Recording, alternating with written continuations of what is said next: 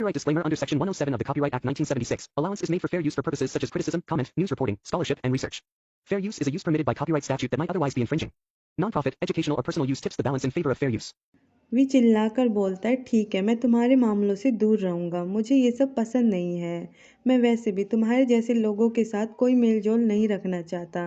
तुम अब मुझसे मिलने कभी मत आना। उस लड़के को ज़्यादा चोट नहीं लगी है, मैं उसके हॉस्पिटल बिल पे कर दूँगा। मुझसे नाराज़ मत हो। वी बोलता है, डोंट टच मी। मुझे वॉयलेंट लोगों से नफ़रत है। मेरी मम्मी को भी झेलना पड़ा मेरे पापा की वजह से। ये सुनकर सुग्गा पछतावे से भर जाता है। वो वी का हाथ पकड़ता है। वी बोलता है, मैंने बोला ना, मुझे छुओ मत।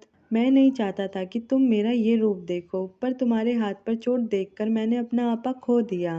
फिर भी ये कोई बहाना नहीं है। वो उसके हाथ पर कार्टून वाली बैंडेज चिपकाता है। सुग्गा बोलता है, अपने आसपास का ध्यान रखा करो। देखो ना, चोट लगा ली ना। मुझे भूख लगी है, चलो कुछ खाने चलते हैं। वी बैंडेज देखकर सोचता है, वो इतना मस्कुलर है और इतनी क्यूट बैंडेज। वो दोनों रेस्टोरेंट में एंटर होते हैं। रेस्टोरेंट वाला आदमी बोलता है, तुम जहाँ जाते हो वहाँ सीन क्रिएट कर देते हो। तुम्हारी वजह से कस्टमर भाग गए। सुग्गा बोलता है, कोई बात नहीं, तुम कुछ खास बना कर लाओ। सैफ उन्हें रोज चिकन सर्व करता है और अभी किचन अस्त व्यस्त है, इसलिए मीट को टेबल पर ही ग्रिल करना होगा। जब तक ये ग्रिल हो तब तक आप ये सी फूड ट्राई करो। मैं वाइन लेकर आता हूँ। वी उसे खाकर बोलता है, वाओ, मैंने ऐसी चीज़ पहले कभी नहीं खाई। ये डिलीशियस है।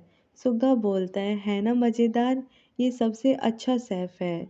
एक बार रेस्टोरेंट खुल जाए तो तुम्हें लाइन लगानी पड़ेगी इस खाने के लिए। वी सैफ से पूछता है, आप रेस्टोरेंट खोलने वाले हो तो ये जगह किसकी है?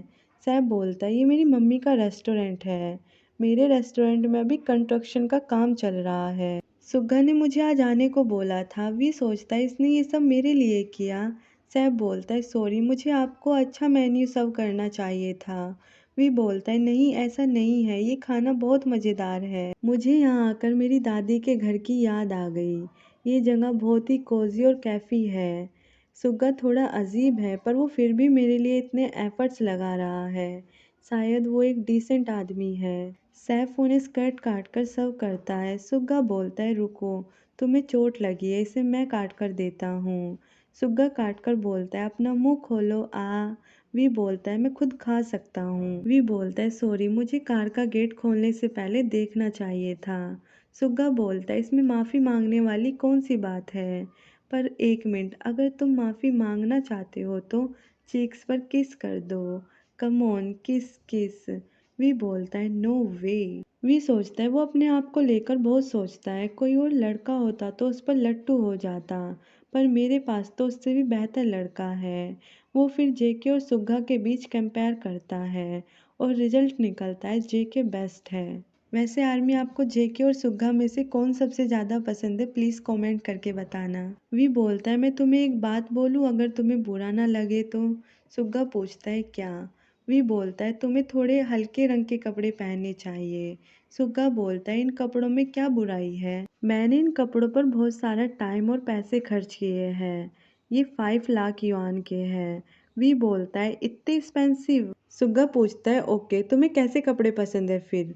वी बोलता है, तुम्हारे कपड़े थोड़े भड़काऊ टाइप के हैं। वो तुम्हारे हैंडसम फेस को हाईलाइट नहीं करते। सुग्गा फ्रस्ट्रेट होकर बोलता है, हैंडसम? हाँ, हैंडसम तो मैं हूँ।